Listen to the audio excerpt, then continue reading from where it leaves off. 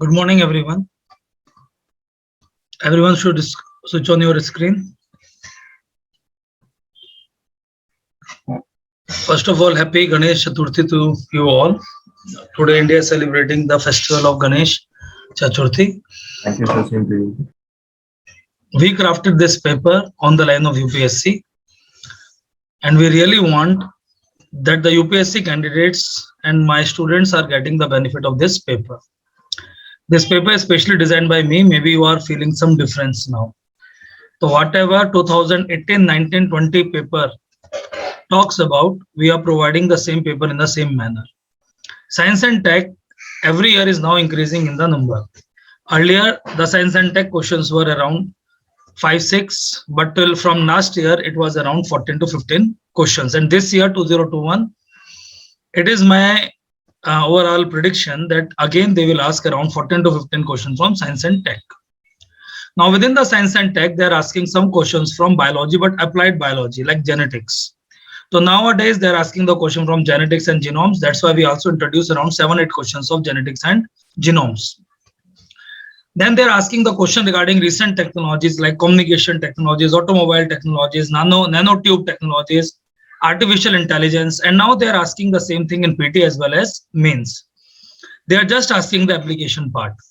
That's why in the today paper, which is a science and technology and government policy paper, in the starting 40 questions, they're a little bit simple questions. 20 questions are of science, 10 questions are of environment, which is related to science, and another 10 questions are related to economics. Then from question number 41 till question number 100, we are asking all the questions as per the UPSC pattern. Question number 41 से अगर आप करना शुरू करोगे और 80 तक जाओगे, आपकी हालत खराब हो जाएगी. And if you are having the concept, then only you are in the condition. Paper बहुत easy है. जब मैं आपको discuss करूंगा, you people can analyze that yes, paper is really a easy one. Are you understanding my point? So this paper we designed for every student who are from any part of the country, and this paper is providing to everyone. Just go to the Aspire website and you can take it, and from Telegram channel of Aspire IAS, which is available on our, that's the website जहाँ से आप Telegram channel को join कर सकते हैं. So now we can start the discussion. I am sharing the screen regarding the question paper, which 100% will help you.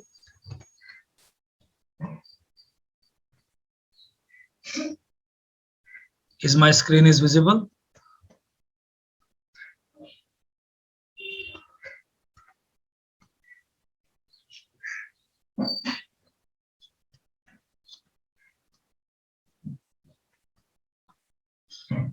No.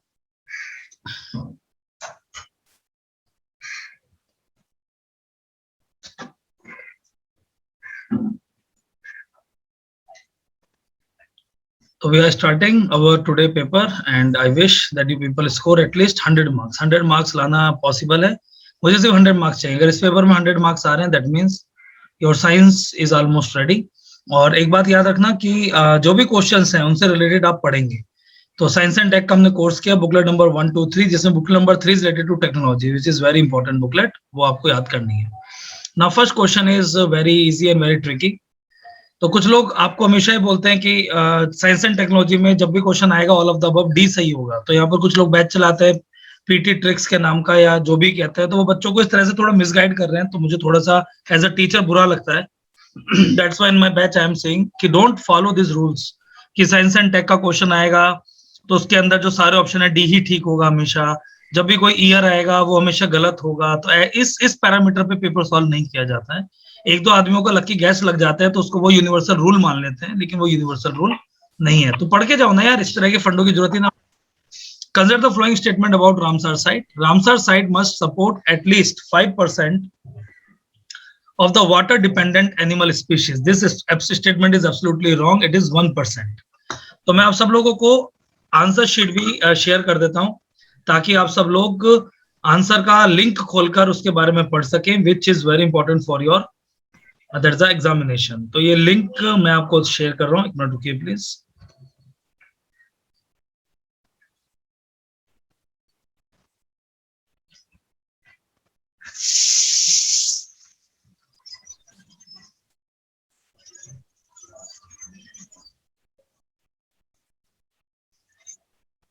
तो raw live MCQ test series के pattern में हमने ये आंसर शीट आप लोगों के साथ शेयर कर दी है. तो I share this answer sheet with you. You people can open it. Clear? तो Ramsar site must support at least 5%. No, it is 1% water dependent animal species. और ये बाकायदा रामसर उसमें लिखा हुआ है 1%. तो this statement is absolutely wrong. One statement जैसे ही आपका गलत होता है, अब वन के बाद बचा ऑल ऑफ द अबव, तो अपने आप ही आंसर आ गया none of the above. There are 46 Ramsar in India, where Vindhwas from Haryana was recently declared as a Ramsar site. So it is not in Gujarat, it is in Haryana. Clear? And Vindhwas Wildlife Sanctuary, the largest wetland in Haryana, is a human-made freshwater wetland. It is also a wrong statement. ये Aspire की site पर है, हमने बता दिया. अब 44 से 46 sites हो गई हैं, तो answer is none of the above. तो उम्मीद है आप सब लोगों ने सही किया होगा. कितने लोगों ने सही किया है? किसी ने सही नहीं किया, कोई बात नहीं. तो question number 1 answer is D. Now question number 2, which of the flowing statement are correct with respect to the objective of ex-situ conservation in India? ex-situ का मतलब होता है which are in the this thing zoo, है ना, जो zoo के अंदर होगा, आर्टिफिशियली होगा. तो इंस्टीट्यूट का मतलब होता है natural environment, wild life sanctuary, national park के अंदर. और जो हमारा एक्सिटू होता है that is in that is a this thing. Clear? That is अ जू वगैरह, जूलॉजिकल गार्डन. तो establishment, seed bank, there's a arboreta and mist propagation facility. 100% yes, ये XC2 में ही आएगा जब सीड बैंक करेंगे. Then promote, that is a education and public awareness in respect to rare and endangered threatened plants. 100% yes. Reintroduce said plant in natural habitat in collaboration with the state forest department or project basis. 100% yes. Answer is D, all of the above. तो XC2 conservation is mainly for multiplication. हमने आपको इसके अंदर ministry of environment and forest का link दिया है. तो ministry of environment and forest link is there, which you people can access in a good manner. Now question number 3 is again from environment and that is a easy question. सीधा इसका answer आएगा. It is a web-based, role-based there's a workflow application that has been developed for online submission and monitoring of the proposal submitted by the proponent for seeking environment, forest, wildlife, CRZ clearances from central, state, and district level authorities. Which of the following option indicate the above mentioned web portal? Answer is B, that is Parivesh. इसके नीचे पूरा दिया है e-Navesh monitor an electric signal window platform for live status of approval and clearance of business project. फिर इसके बाद आता है आपका the mechanism has been that's developed to fast track the clearances. Parivesh, Parivesh is a web-based role-based workflow application that has been developed for online submission monitoring of proposals submitted by the proponent of seeking environment, forest, wildlife and CRZ clearances. तो प्रवेश आप जरूर याद रखेंगे. It is highly important for your examination. Then eGreenWatch, it is a integrated e-governance portal for automation, streamline, effective management of processes related to plantation and other forestry. And it is a portal for Campa approvals. तो Campa fund के अंदर जो है उसके अंदर green watch आता है. ई green watch कुछ भी आ सकता है. And Invest India is a first window and it is for making investment increase in our country. And it is an investment promoting agency in our country. Now question number 4.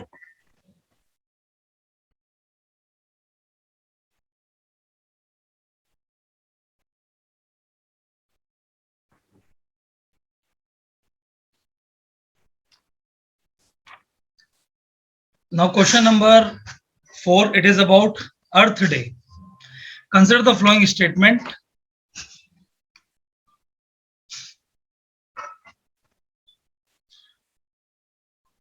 Which of the following statement with respect to Earth Day is or are correct?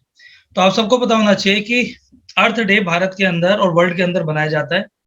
ये WWF के द्वारा बनाया जाता है. It is that is formulated by WWF world wide fund. Then earth day 2007 से बनाया जाता है to encourage the people that they should conserve the electricity. Australia के अंदर ऐसा चीज स्टार्ट हुआ था. तो इसका आप आंसर देखते हैं क्या है. Earth Day is the World wide Fund for Nature annual initiative that began in 2007. ठीक है, देखते हैं. फिर इसके बाद every year 22 April is celebrated as Earth Day. बिल्कुल सही है. फिर it encourage people from more than 180 countries to switch off the light from 8:30 PM to 9:30 PM as per their local time. अब बताओ इसमें कौन सा आंसर आपका सही बैठेगा?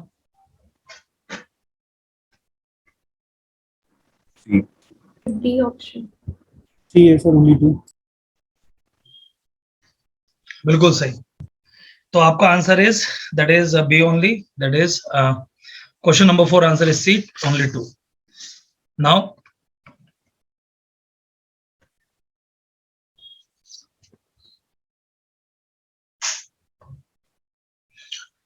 question number 5, which of the following adds the there's a add or nitrogen to the nitrogen cycle on the planet earth.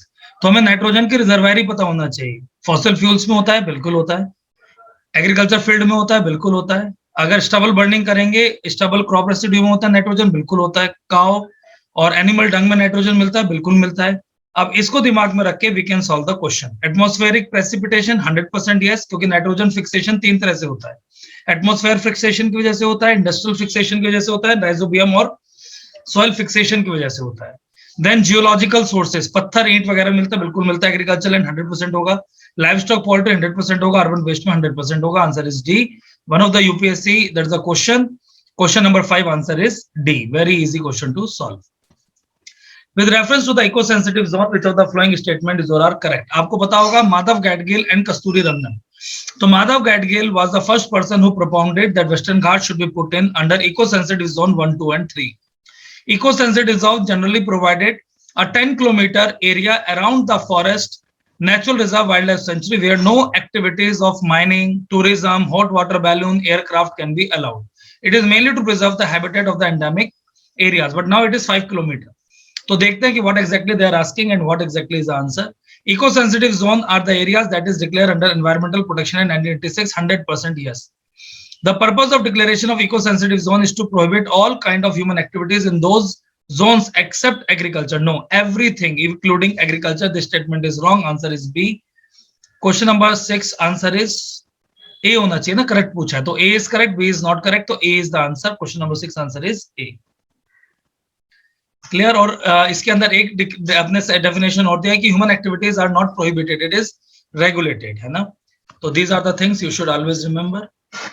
Now question number that is 7. Consider the following pairs, है ना. तो इसमें आपसे बिल्कुल recent की wild life sanctuary वगैरह पूछी गई है. तो which of the following is और आर करेक्टली मैच्ड पूछा गया है. तो the Thol that is a wildlife sanctuary Gujarat, बिल्कुल सही है. ये रिसेंटली न्यूज में थी because of wild ass. Sultanpur wildlife sanctuary हम सबको पता है, Sultanpur is Haryana. Then Samaspur bird sanctuary, Samaspur bird sanctuary recently wild wetland, it is in Uttar Pradesh. तो आंसर इज 1 and 2. और एक बात याद रखना, this type of question they will ask 100%. एक दो क्वेश्चन बहुत ही रेयर वर्ल्ड लाइफ सेंचुरी और एनिमल के लिए पूछ रहे हैं, और एस्पायर की वेबसाइट फैक्ट एंड डाटा के अंदर आपको मिल जाएगा. Now consider the following statement. Both arthropods and annelids are two group of invertebrate that belong to kingdom that is a Animalia, and those that is a they possess an endoskeleton. तो these are the question number 8 जिसके अंदर एंथ्रोपोड्स और annelids में अंतर दिया गया है. एंथ्रोपोड कौन से जानवर होते हैं जिनमें रीढ़ की हड्डी वगैरह होती है, नहीं होती है, तो एक बार पढ़ते हैं आंसर शीट में. Both Anthropods and annelids are two groups of invertebrates that belong to kingdom Animalia. They do not possess an endoskeleton. इनका endoskeleton नहीं होता. However, the phylum Arthropoda consists of animals which are segmented body and exoskeleton and paired appendages, whereas phylum Annelid consists of segments worms that possess transverse rings. जिनके ऊपर rings होती है, छोटे-छोटे worms. So this is the key difference between arthropods and annelids. तो जिनमें दो segment body के होते हैं, लाइक आंट्स वगैरह, है ना. नहीं, आंट्स तो नहीं आएंगे इसमें. जिनमें दो अलग अलग हिस्से होंगे वो आएंगे आपके आर्थ्रोपोड्स में, और एनालिड्स में रिंग टाइप चीज आएगी. Importantly, a significant difference between arthropod and annelids is that the arthropods have a chitinous exoskeleton while annelids do not have exoskeleton. Moreover, arthropods have a chiticeous, there's a cuticle, while annelids have a collagenous, there's a cuticle. Beside, annelids are worms and do not have legs, but they have parapodia for locomotion, while arthropods have segmented appendage for locomotion. Therefore, this is also a significant difference between the arthropod and annelids. So answer is B. Question number 8 answer is B. Only 2 is correct. Clear?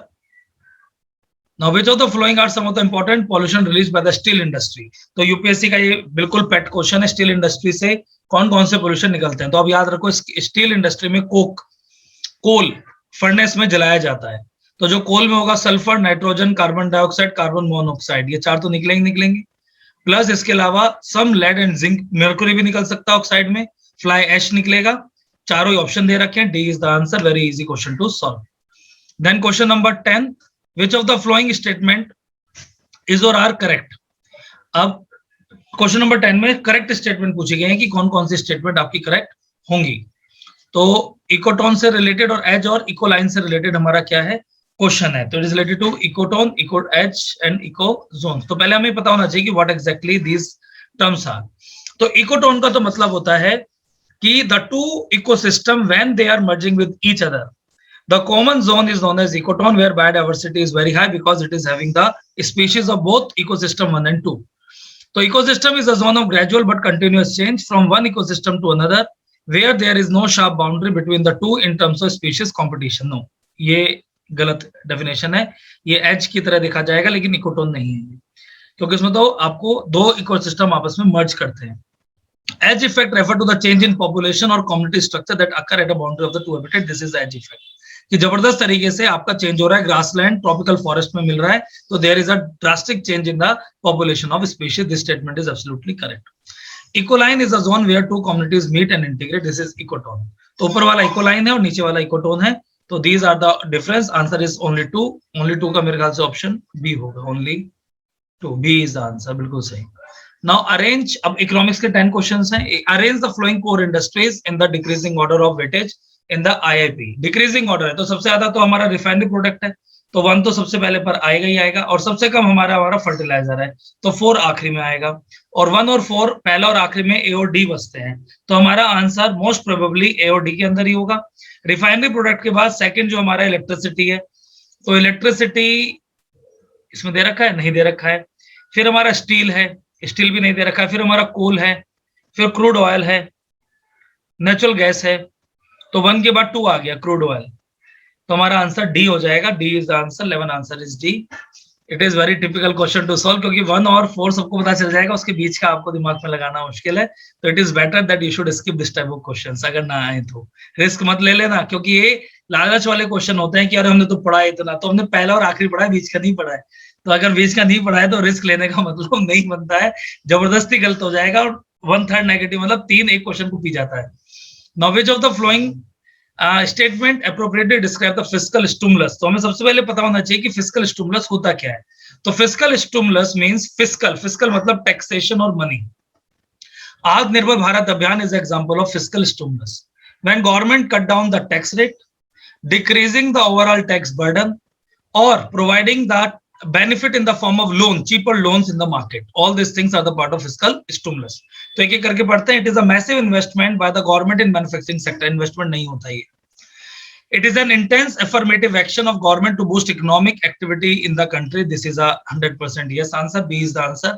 वैसे C में क्या था? It is a government does an intensive action on financial institution to ensure, नहीं, it is an extreme affirmative action by the government to pursue policy of financial inclusion, नहीं, financial inclusion ये मतलब ही नहीं है।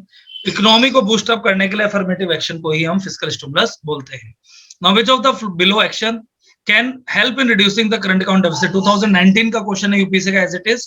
Current account deficit होता क्या है? Current account deficit is in relation to dollar, fiscal deficit is in related to government expenditure.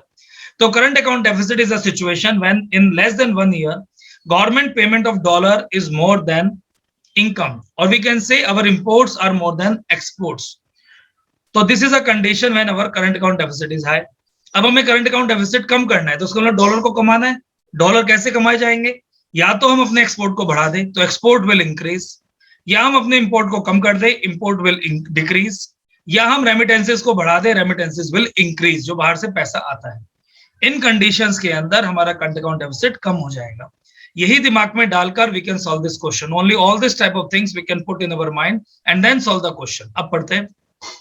तो question number 13, revaluing the domestic currency, नहीं, डिवैल्यूएशन से होता है, नॉट रीवैल्यूएशन, और वो भी बैलेंस ऑफ पेमेंट होता है, करंट अकाउंट डेफिसिट नहीं होता, तो ये ऑप्शन गलत हो गया। Then reduction in the export subsidy, अगर हम एक्सपोर्ट सब्सिडी को कम कर देंगे तो एक्सपोर्ट भी कम हो जाएंगे, या तो होना चाहिए था increase in the export subsidy, तो ये ऑप्शन भी गलत हो गया। Adopting suitable policy which attract FDI and more funds from FI, 100% या डॉलर आएगा भारत में, करंट अकाउंट डेफिसिट कम होगा। Answer is C, 3 only. ये है यूपीएससी का क्लासिकल क्वेश्चन। कितने लोगों ने सही किया? सही करना बनता था, अगर नहीं किया तो वेरी बैड, रियली बैड। अगर आप ये क्वेश्चन सॉल्व नहीं कर पा रहे हो तो आपको करना पड़ेगा। तो this is a very easy question to solve. Clear?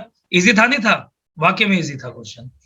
Now consider the following statement regarding India GDP and other type of things, और ये हमने इंडियन एक्सप्रेस से आपके लिए लिया है। तो question number 14,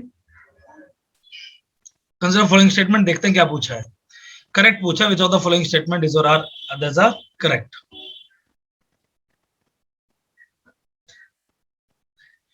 India GDP growth pattern resemble as inverted V. Inverted V दिखता है ऊपर नीचे। Even before COVID hit the economy 100% yes, because COVID से पहले ही हम किस में आ गए थे आपका, दैट इज रिसेशन। तो हमारी इकोनॉमी 2005 में नीचे थी, फिर 2014 तक ऊपर बढ़ी, 14 से फिर से नीचे गई, अब फिर ऊपर बढ़ेगी। इसी को हम डब्ल्यू पैटर्न भी बोलते हैं और इनवर्स वी भी बोलते हैं। तो दिस स्टेटमेंट इज करेक्ट।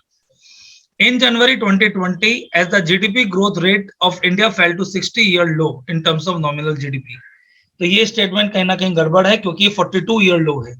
तो 60 साल का तो हमारा इतना बड़ा जीडीपी का इतिहास भी नहीं है, तो इट इज 42-year low। और ये आपका इकोनॉमिक सर्वे का आर्टिकल है। Third statement is correct.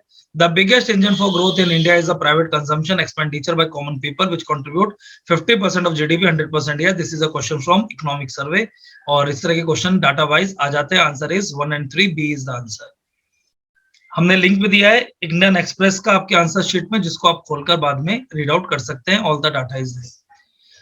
Now department of expenditure की बात आ जाती है मिनिस्ट्री ऑफ फाइनेंस में। Department of expenditure, ministry of finance. The department has administrative control over national institute of financial management Faridabad. बिल्कुल सही, यहीं पर ही सारे सिविल सर्वेंट की ट्रेनिंग होती है जो फाइनेंस के डिपार्टमेंट में जाते हैं। It is responsible for the implementation of the recommendation of the Finance Commission and Central Pay Commission, 100% yes. Public debt management cell is under the budget division of Department of Expenditure, absolutely no. This is coming under Department of Economic Affairs. तो budget और budget से related चीजें सब department of economic affairs में आती है। Indian book का question है। Answer is 1 and 2. Now which of the following statement is or are correct?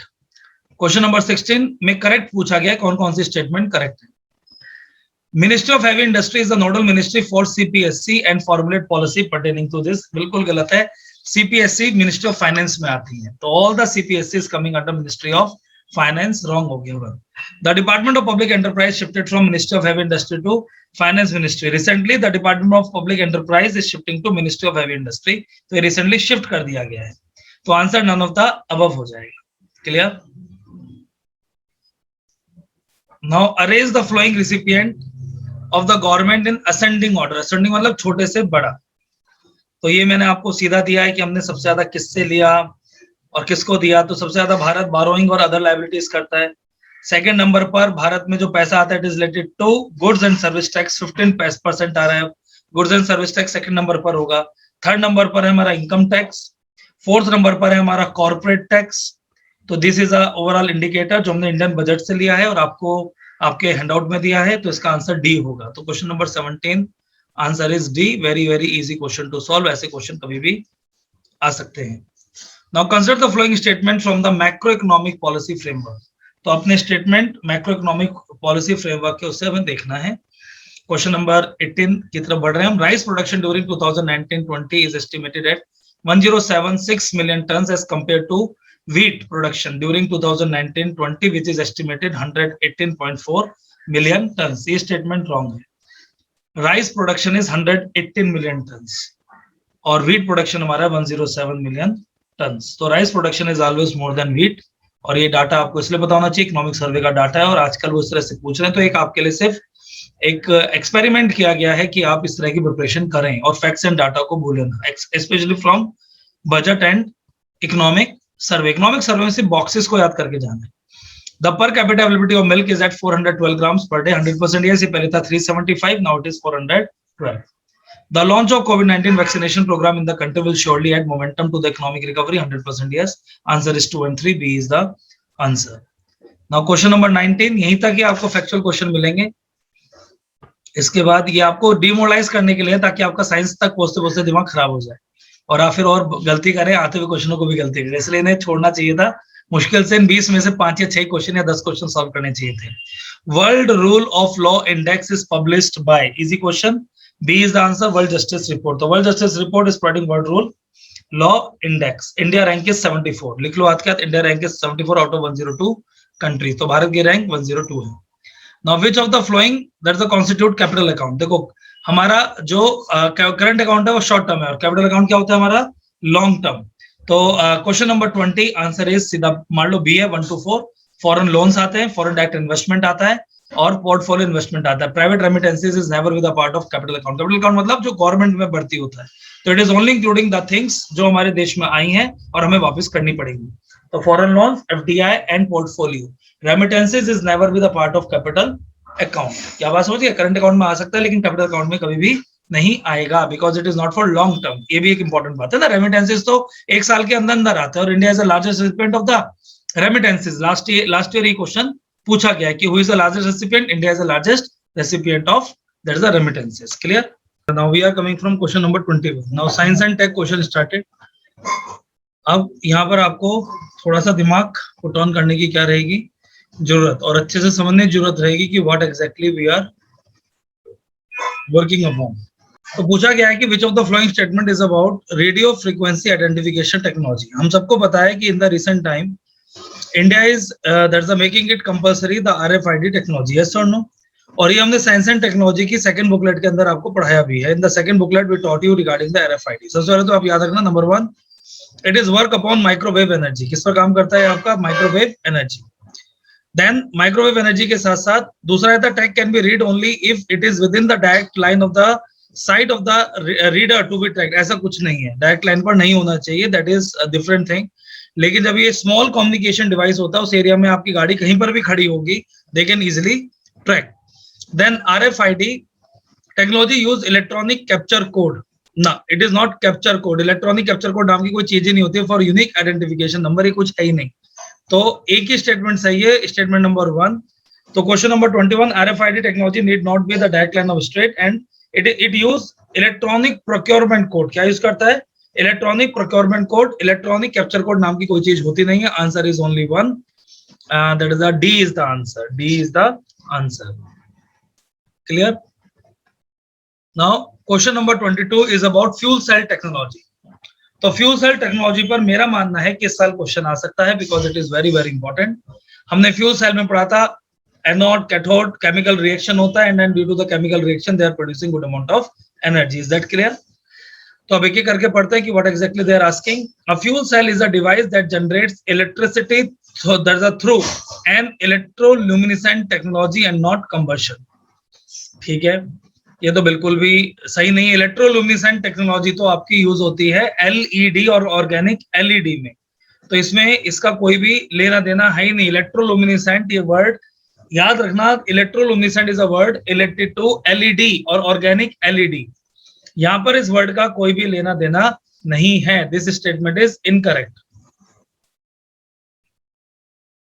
A typical fuel cell works by passing hydrogen through cathode and oxygen through anode of a fuel cell. अब बताओ ये statement सही है या नहीं है. Hydrogen anode के through pass होगी और ऑक्सीजन कैथोड के थ्रू पास होगी. तो ये गलत हो गया, उल्टा है ये cathode and anode. Then a fuel cell is composed of anode, cathode and sulfuric acid as electrolyte. Sulfuric acid is used in lead acidic battery. Sulfuric acid कभी भी आपकी इसमें तो यूज होगी ही नहीं फ्यूल सेल में. It is use only in the batteries. तो ये स्टेटमेंट भी हमारा क्या हो गया, गलत हो गया. तो answer is all of the above. ये नीचे सेलेक्ट द करेक्ट आंसर का मतलब था ऊपर वाले का. ऊपर वाला पूछा गया था इनकरेक्ट. तो इसमें सारी इनकरेक्ट स्टेटमेंट देखनी थी and all the 3 statements are incorrect. Correct इस कंटेक्स्ट में नहीं पूछा कौन सी स्टेटमेंट सही है. करेक्ट पूछा गया है कि ऊपर के हिसाब से क्या करेक्ट आंसर होगा. तो which of the following correct answer using a code below. Correct answer is C. यहाँ भी बच्चे सोच रहे होंगे क्वेश्चन में गलत आ गया. Now radar is fundamentally an electromagnetic sensor. बिल्कुल सही बात है. Using to detect and locate object. Which of the following statement is or are correct about the radar system? तो radar system हमेशा उनके उस पर रहता है और ये इनविजिबल वेवलेंथ को, इनविजिबल इलेक्ट्रोमैग्नेटिक वेव्स को लेता है. तो 23 का आंसर हम देखेंगे. Radio waves are visible electromagnetic waves. No, they are invisible electromagnetic waves. तो ये ऑप्शन गलत हो गया. Radar can detect an object even in the fog, rain, mist, snow and smoke. 100% yes. Radar supports can also measure the speed of an object. 100% yes. Answer is 2 and 3. B is the answer. तो invisible है बस, बाकी दोनों option क्या है हमारे सही है. तो this is another important question. Now question number 24 which is very important question. Electromagnetic spectrum is a range of all types of EM radiation arranged the flowing electromagnetic waves in the descending order. Descending मतलब छोटा हुआ होते हुए हमें इसको लगाना है. सी इसका आंसर है.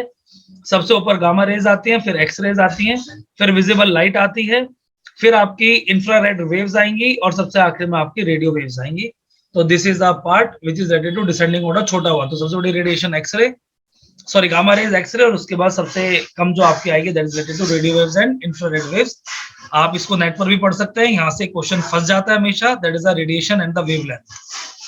Now the question come regarding the RNA and DNA. DNA double इसका होता है, क्या बोलते हैं, स्ट्रिंग का, और डीएनए के अंदर सारी जेनेटिक इंफॉर्मेशन होती है. 23 पेयर्स क्या यहाँ पर अरेंजमेंट होता है, और ये जेनेटिक मेकअप इसमें इंसान का बनाता है. आरएनए इसी जेनेटिक इंफॉर्मेशन को कोडिफाई करके सेल तक पहुंचाता है. This is a common explanation between the DNA and RNA. कि डीएनए और आरएनए में जो कॉमन वो होता है उसमें क्या अंतर है. तो अगर आप वर्कशीट देखोगे तो मैंने वर्कशीट में आपकी रेडिएशन भी दिए, gamma rays, then X rays, then ultraviolet rays visible, infrared, microwaves and radio waves invisible. Then question number 25 answer की तरफ बढ़ेंगे हम लोग. DNA provide the code for the cell activities, which while RNA convert that code into protein to carry out cellular function. 100% yes. अभी यही समझाया. The nitrogen base A and T or U in RNA always go together with CNG. इसको याद कर लो, रट्टा मार लो, booklet में दे रखा है. DNA is found in the nucleus of eukaryote. There's a eukaryotes, prokaryotes, and in the chloroplast and mitochondria. 100% yes. Answer is D होना चाहिए. 25 आंसर इज डी. ABC बिल्कुल सही है. Question 25 answer is D. Now 26 which of the following statement about compact fluorescent lamp. तो सबसे पहले incandescent bulb है जिसमें टंगस्टन लगाई जाती थी. हीट का प्रिंसिपल था, रेजिस्टेंस की वजह से हीट जनरेट होती थी, लाइट इसलिए बदग्राम हो जाती थी. CFL के अंदर फिलामेंट होता है, मर्क्यूरी की ऑक्साइड होती है, लेड की भी ऑक्साइड होती है, जिसकी वजह से स्टार्टिंग में it is burning in the there's a brightening, लेकिन धीरे धीरे उसकी शाइनिंग क्या हो जाती है, बढ़ जाती है. सब प्रोकैरियोटिक में तो न्यूक्लियस ही नहीं होता. रुको एक बार, अमन गिव मी 1 मिनट. भाई साहब अमन, ये स्टेटमेंट बिल्कुल सही है. जो प्रोकैरियोट सेल होते हैं उसमें मेम्ब्रेन नहीं होती है और उसके आउटर पार्ट में डीएनए मिलता है. बिना डीएनए के तो कोई भी सेल एग्जिस्ट नहीं करेगा. इसको ऐसे समझो ना कि whatever cells are there in our there is a chamber, उसमें डीएनए तो होना बहुत जरूरी है, otherwise how it can work. समझ पा रहे हो? तो गवर्नमेंट की वेबसाइट खोलना, कोई भी हेल्थ की वेबसाइट, उसमें साफ साफ ये सेम स्टेटमेंट आपको मिल जाएगा.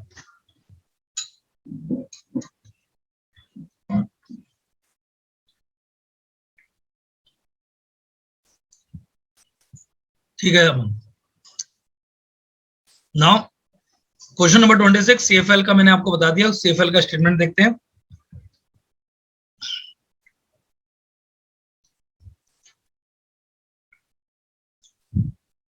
CFL tube contains argon and a small amount of mercury vapor. बिल्कुल सही है, आर्गन और मर्क्यूरी दोनों मिलता है. CFL work on the principle of incandescence. बिल्कुल गलत है, तो इनकैंडेसेंट बल्ब काम करते हैं. CFL use 50 to 80% LS energy. 100% yes. 1 and 3 is answer. बच्चों वाला क्वेश्चन था.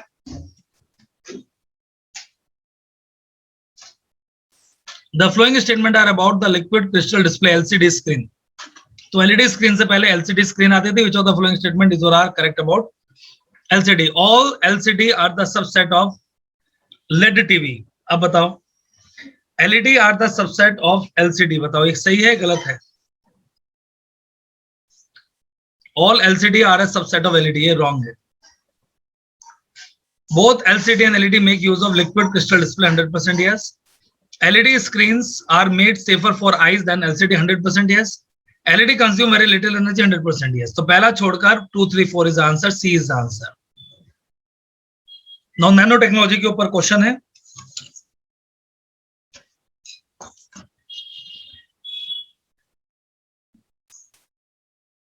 Question number 28.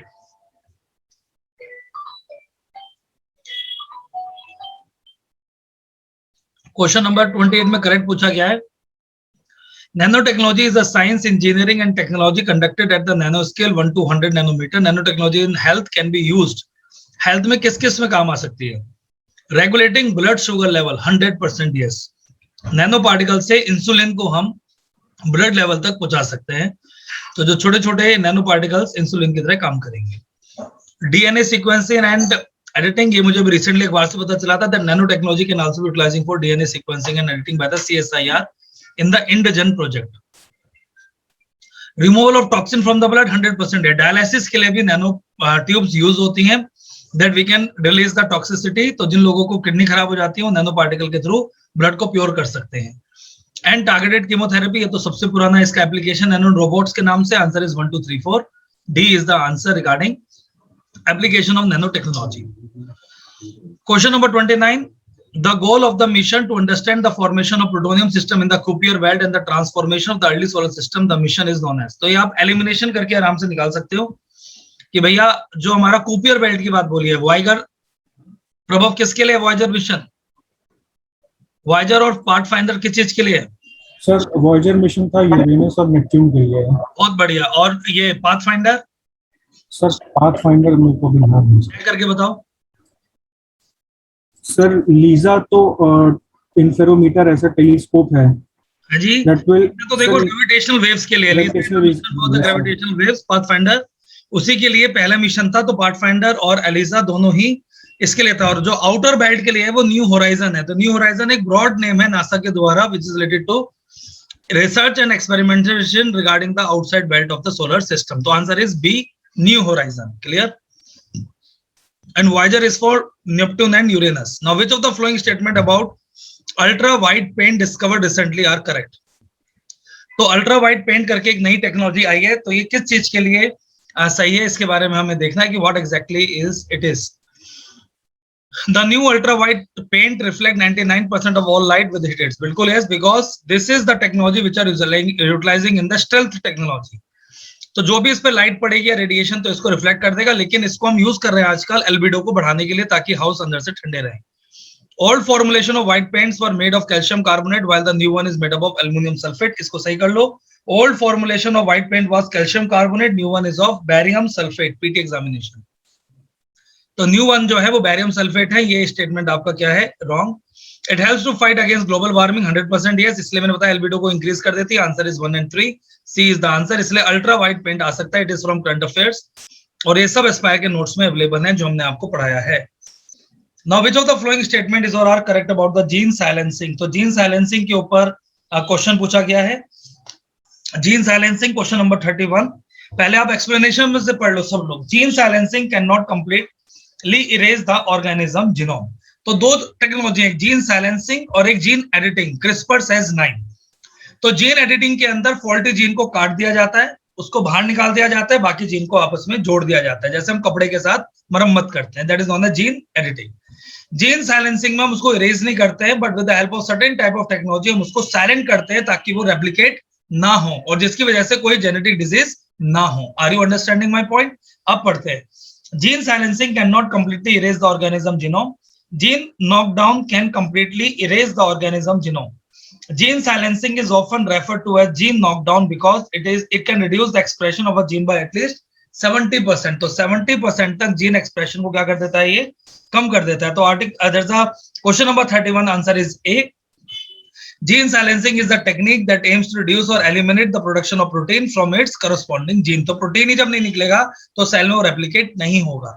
अच्छे से एक बार दिमाग में जेनेटिक्स डाल लोगे ना तो आपका एक भी क्वेश्चन गलत नहीं होगा। और आजकल जीन्स और जेनेटिक्स से 1 या 2 क्वेश्चन आ रहे हैं। लास्ट ईयर 14 क्वेश्चन आए थे और सारों 14 के 14 में बस एक क्वेश्चन थोड़ा टिपिकल था, पंप, वाटर पंप वाला। Otherwise no other question were that much typical to solve. Clear? Then this technique can be used to combat cancer, infectious diseases. अब तो जीन साइलेंसिंग, जीन एडिटिंग, सारे जो gene वाले वो होते हैं ना बीमारियां, कैंसर हो गया, इन्फेक्शियस डिजीज हो गया, न्यूरो डिजेनरेटिव डिसऑर्डर हो गया, उन सबको सही कर देगा। Gene silencing can also completely erase the organism genome. ये गलत हो गया, ये जीन एडिटिंग में होगा ना कि जीन साइलेंसिंग में होगा। Is that clear now? बहुत बढ़िया। Now which of the following statement about in vitro fertilization is or are correct? In vitro fertilization पता है, laboratory produced children is known as in vitro fertilization, जिसमें से sperm of the male and the egg of the female को लेते हैं, दोनों को chemically क्या बोलते हैं, इन आर्टिफिशियल कंडीशन फर्टिलाइज करते हैं, जाइगोट बनता है and then it can put into the uterus of the mother. That is known as in vitro fertilization. तो पूछा गया कि which of the following statement about in vitro fertilization is और are correct पूछा गया कि कौन सी दो सी करेक्ट है.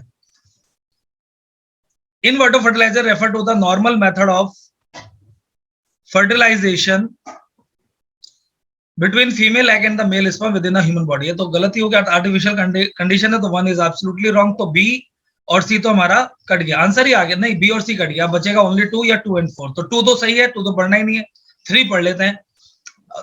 अच्छा 3 भी नहीं होगा, 4 पढ़ लेते हैं. Babies born through this method are considered as that is a normal babies. No, they can not considered as a normal babies. इनको एक तरह से टेस्ट ट्यूब बेबीज की तरह ही देखा जाता है. तो these are not normal. Very normal तो ह्यूमन बॉडी के अंदर होगा ना. तो that is the answer only 2. It is a physician assisted method of fertilization. Clear. तो बड़ा ही टिपिकल और बड़ा ही इजी क्वेश्चन था. Then question number 33. Now come to the question number 33. अच्छा, हमने एक्सप्लेनेशन में दिया in vivo fertilization refer to the normal method for fertilization between female egg and mail with in the body. This method at the risk of multiple others. It is not inverto. Inverto fertilization occur outside the human body. This method at the risk of multiple pregnancies. Babies born through this method are considered a test tube. Baby जो मैंने आपको बताया, ठीक है, इन्हें test tube बोलेंगे ना कि नॉर्मल बोलेंगे. Now question number 33 and it is from Aspire website. TEDx reuse of wastewater TEDx technology by Terry. तो टेरी ने एक टेक्नोलॉजी बनाई जिसका नाम है TEDx. तो इसका सीधा आंसर है only one. The technology use UV photo catalyst can treat municipal waste and highly polluted industrial wastewater stream. It can reduce chemical oxygen demand, persistent organic pollutant and micropollutant. ऐसा कुछ भी नहीं है. It can reduce chemical oxygen demand, biological oxygen demand, dissolve organic pathogen, persistent organic pollutant and micropollutant. तो question number 33 answer is a. Now AstroSat. AstroSat India का पहला that is the observatory in the space on the line of Hubble telescope. इसी को हम एस्ट्रोसेट बोलते हैं.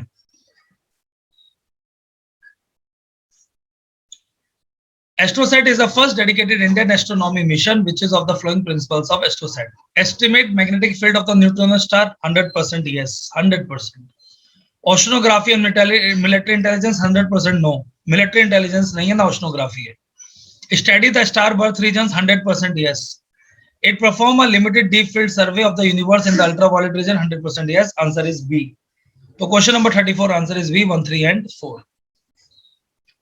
Then question number 35. It is related to current affairs. It is again from Aspire website. Satyam program cognitive science research initiative के ऊपर है, आप click करके पढ़ सकते हैं. Recently, the Department of Science and Technology has initiated a program to study appropriate intervention of yoga and meditation in fight COVID-19 and similar kind of viruses. Identifying the correct program from the following option. Question number 35 answer is C. तो इसका answer हमारा C है. That is सत्यम. तो सत्यम के बारे में आप पढ़ सकते हो. सत्यम programme, it is a cognitive science research initiative to make human mind very strong that we can fight with the diseases. तो ultimately योगा का हम सहारा ले रहे हैं. Now question number 36 with reference to the fuel cell in which hydrogen rich fuel and oxygen are used to generate electricity. अभी ऊपर भी पढ़ा था हमने, oxygen, hydrogen, cathode and node. yes or no? Question number 36 अच्छे से पढ़ेंगे. If pure hydrogen is used as a fuel, the fuel cell emits heat and water as a byproduct. 100% yes. Only heat produce करता है और water, which is one of the climate change component, ये इसका negative है. तो first statement is correct, B गलत हो जाएगा. Fuel cell can be used for powering buildings and not for small devices like laptops. ऐसा कुछ नहीं. Fuel cell is mainly for automobiles, laptops, other type of batteries are there. High power building की तो बात ही नहीं की गई. अभी फ्यूल सेल के अंदर इतनी बड़ी बड़ी बिल्डिंग को अभी फ्यूल सेल पावर नहीं दे सकता है. मेनली फ्यूल सेल को डेवलप किया जा रहा है ऑटोमोबाइल्स के लिए. Fuel cell produce electricity in the form of direct current only. 100% yes. Answer is 1 and 3. C is the answer. Fuel cell can be used for small device also. Now which of the following organization are under the Department of Atomic Energy? Department of atomic energy में AMD है, atomic mineral directorate, जो mineral को explore करता है, जो बताता है Archaean और धारवारी रॉक सिस्टम में क्या मिलता है हमारा atomic mineral. Heavy water board, coolant और मॉडरेटर दोनों है, तो 100% ये भी काम करेगा आपका.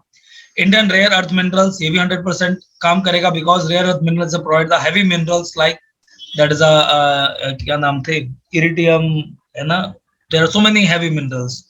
And uranium corporation of India limited है, तो 100% है Jaduguda because they are exploring the yellow cake or the uranium. Answer is D. 1, 2, 3, 4. Very easy question to solve. Then question number 38. Which of the question number 38? Which of the following statement about iSTEM web portal is or are correct? तो iSTEM किसके लिए सही है ये पूछा गया है. iSTEM is an initiative of Department of Science and Technology. ये गलत हो गया. It is under the principal advisor of Government of India.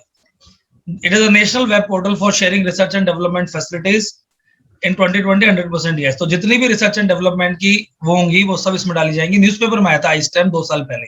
तो iSTEM एक कॉमन वेब पोर्टल हो गया क्योंकि हमारे साथ सबसे बड़ी प्रॉब्लम है we are not in the condition to exchange the scientific information with each other. तो iSTEM पोर्टल आपकी इंफॉर्मेशन को एक्सचेंज करेगा एक दूसरे के साथ.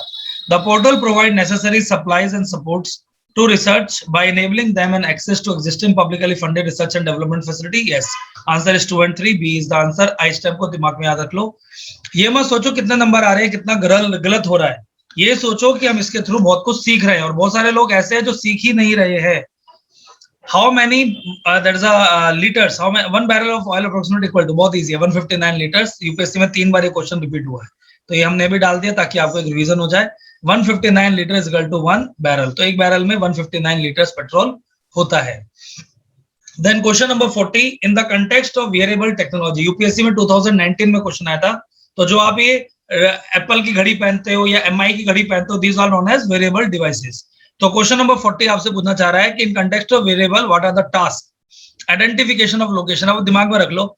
आप अपना स्टेटस डालते हो आज मैं 4 किलोमीटर दौड़ा. वो कैसे आता है वेरिएबल डिवाइस से कि आप जब दौड़ते हो तो वो आपके फुट काउंट ये सब करता है. Monitor oxygen saturation. जो नई तरह की वेरिएबल डिवाइस है वो आपका सैचुरेशन भी बताते हैं जो आपकी ऑक्सीजन ऑक्सीमीटर मशीन बताती है. Clear. It assisting the hearing impaired person 100% yes. अगर आप कान में लगाओगे तो बताते रहते हैं राइट मुड़िए लेफ्ट मुड़िए क्या मुड़िए. Sleep monitoring of a person. Yes, ये स्लीप को भी मॉनिटर करते हैं कि आप कितने घंटे सोए हैं और कितने घंटे आपको सोना चाहिए. D is the answer. UPSC का exit is step over question हमने डाल दिया. अब आएगा मजेदार क्वेश्चन. क्वेश्चन नंबर 41 से we are providing UPSC type question. ये सारे क्वेश्चन अब यहां से लेकर 100 तक प्योरली डेवलप बाय मी है और इसमें एक भी मिक्सिंग नहीं है और सारे ओरिजिनल है. और अगर 41 से 100 तक आप क्वेश्चन ढंग से कर पाए तो आप पास हो जाओगे. अब यहाँ से आपका रियल टेस्ट है. अभी 40 तक आपको डिमोरलाइज किया जा रहा था. अब यहाँ से देखते हैं कितने सही होते हैं और आप मुझे सच सच बताएंगे इसके बाद से कितने सच हुए क्योंकि ये सारे सही हुए क्योंकि सारे बहुत एप्लीकेशन बेस्ड है. हमसे पूछा गया near field communication technology. Near field technology में क्या क्या आता है जहां से कोई भी चीज आपकी डिडक्ट हो जाए. जो आजकल के डेबिट कार्ड आ रहे हैं जिसमें आपका वायरलेस सिस्टम होता है लगाते साथ वो भी नियर फील्ड टेक्नोलॉजी है. आपका जो ब्लूटूथ टेक्नोलॉजी होती है उसे भी नियर फील्ड कम्युनिकेशन बोलते हैं. आपका स्मार्ट वॉच आपके मोबाइल से कनेक्ट हो जाता है वो भी नियर फील्ड टेक्नोलॉजी होता है. आपका जो वोल्टे है वोल्टे और एलटीई ये भी नियर फील्ड टेक्नोलॉजी होता है. वाईफाई भी आपका नियर फील्ड टेक्नोलॉजी होता है. तो आपको यहाँ पर है ना मैं समझाऊंगा पढ़ाऊंगा भी इस डिस्कशन के थ्रू. इन क्वेश्चनों में घबराना नहीं है. नियर फील्ड मतलब कि आप यहाँ बैठे हैं और 2 से 3 मीटर के अंदर आप कोई भी डाटा ट्रांसमिट कर लें किसी भी डिवाइस को आप जोड़ लें उसी को बोलते हैं नियर फील्ड कम्युनिकेशन. इसकी शॉर्ट फॉर्म भी याद रखना एनएफटी. तो अगर यूपीएससी एनएफटी पूछती है तो घबराना मत. Near field technology. और नियर फील्ड टेक्नोलॉजी में सब कुछ आता है. बोलो वोल्टे में तो लॉन्ग टर्म भी आ जाता है शॉर्ट टर्म में वोल्टे नहीं आता है.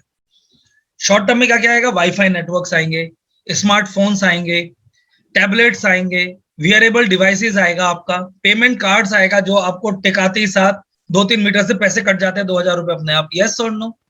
Answer is all of the above. मजा आया कितनों ने सही किया. बहुत बढ़िया. तो question number 41 answer is D all of the above variable devices.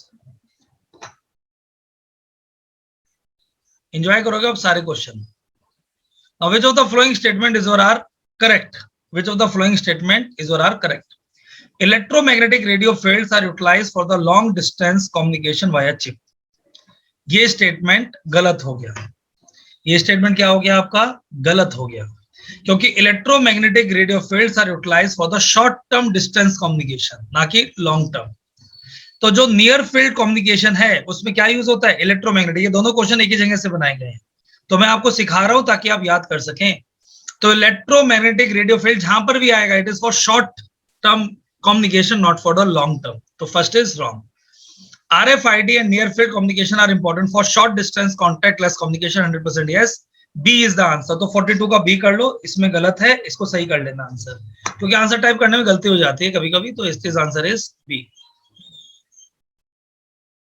तो हमको लोग कौन से क्वेश्चन पे थे? Question number 42, answer is B, इसको हम सही कर लेंगे। Now question number 43, question number 43, consider the following statement about LED bulbs के ऊपर क्वेश्चन है। LED bulbs are also using mercury, हो ही नहीं सकता। एलईडी में तो डायोड होता है, तो ये पहला ही स्टेटमेंट क्या हो गया आपका, गलत हो गया। LED bulbs are consuming less energy than CFL, बिल्कुल सही है, answer is only 2, B is the answer. ये तो बिल्कुल भी गलत होना चाहिए ही नहीं था। Then question number 44, which of the flowing statement is not associated with organic light emitting diode? तो ऑर्गेनिक लाइट एमिटिंग डायोड में कौन सी स्टेटमेंट सही नहीं है? 44 answer.